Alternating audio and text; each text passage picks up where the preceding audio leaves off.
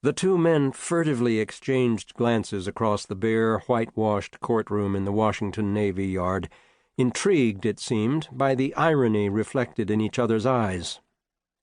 Captain Charles Butler McVay III, a strikingly handsome man with slightly pouting lips, dark, dramatically arched eyebrows, a stubborn chin, and graying hair, sat ramrod straight in his chair, resplendent in his blue naval officer's uniform.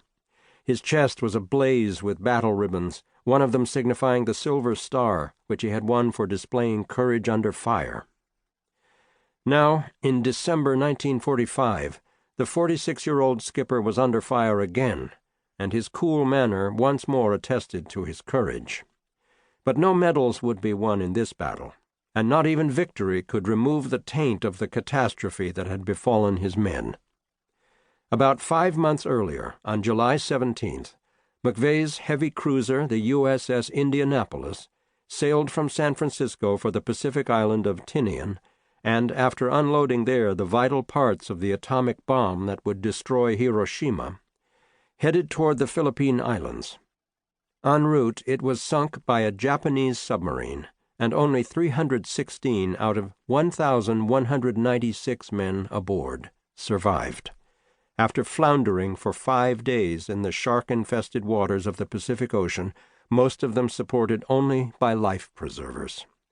It was the worst sea disaster in American naval history. McVay, one of the survivors, was being court-martialed for suffering a vessel to be hazarded through negligence, failing to steer a zigzag course, and culpable inefficiency in the performance of duty, failing to make sure his crew abandoned ship in time. He was the first captain ever to be tried by the U.S. Navy for losing his ship in battle, and his pain was all the greater since his family was steeped in naval tradition. And now the final humiliation. There, sitting uneasily as a witness at the prosecution's table, was Mochitsura Hashimoto, the 36-year-old commander of the Japanese submarine I-58, which had sunk the Indianapolis. Hashimoto's close-cropped hair covered a square-shaped head that broadened into expansive jaws, and his sizable, pointed nose overlooked tightly clamped lips. His short, stocky physique was draped in an unpressed civilian blue suit and an ill-fitting frayed white shirt with the collar sloppily turned up. The contrasting images of McVay and Hashimoto lent a rather startling touch to the irony of the occasion. While McVay appeared elegant and calm, Hashimoto looked rumpled and anxious. One personified World War II's victor, the other its vanquished, except that the victor, in this bizarre courtroom context, was at the mercy of the vanquished.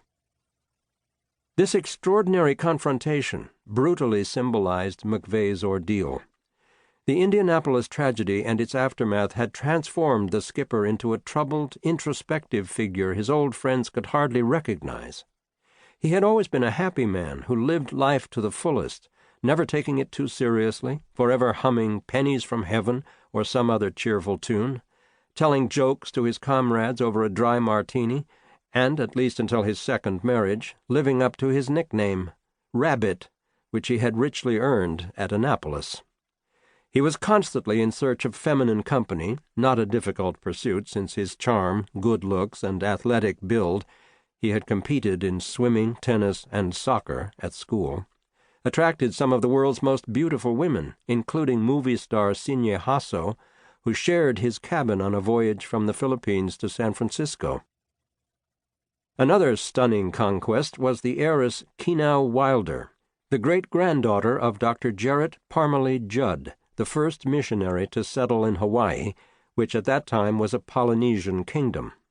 In 1831, 3 years after his arrival, his wife, a descendant of a pilgrim who came over on the Mayflower, gave birth to a girl, the first white child to be born in Hawaii. According to legend, Queen Kenau, a 6-foot, 400-pound giant, kidnapped the child and refused to give her back to her parents.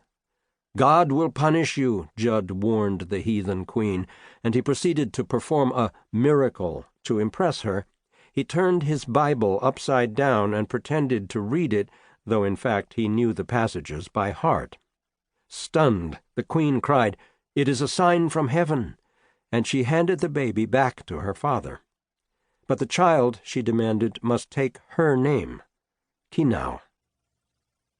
"I am sorry," said Judd, "but I cannot give this Christian child a heathen name." Thereupon the queen agreed to be baptized, and the child was given her name, breaking an ancient taboo that no commoner could bear the given name of royalty. Together with this honor, the queen gave her adopted daughter a choice piece of the crown lands at Waikiki, where the family would live for generations in a beautiful mansion known as Kinau Hale, or the House of Kinau.